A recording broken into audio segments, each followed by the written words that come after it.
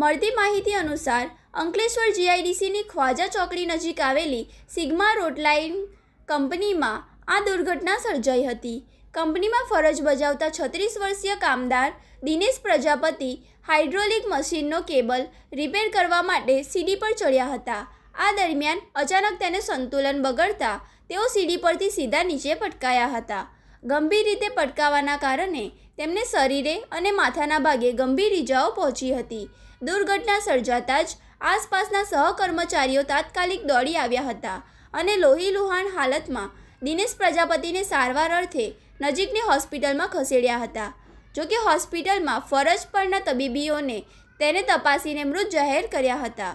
મૃતક દિનેશ પ્રજાપતિ મૂળ ઉત્તર પ્રદેશના વતની હતા અને હાલ અંકલેશ્વર ગરખોલ વિસ્તારમાં આવેલી જનતાનગરમાં પોતાના પરિવાર સાથે રહેતા હતા. કમાઉ સભ્યના મોત થતાં પરિવાર પર આભ તૂટી પડ્યું છે.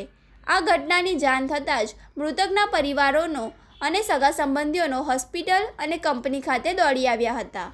પરિવાર વતી આક્ષેપ સાથે માંગ કરવામાં આવી છે કે કંપનીની બેદરકારીના કારણે આ ઘટના બની છે. તેથી જ્યાં સુધી યોગ્ય વળતર નહીં મળે ત્યાં સુધી ન્યાયની લડત ચાલુ રહેશે.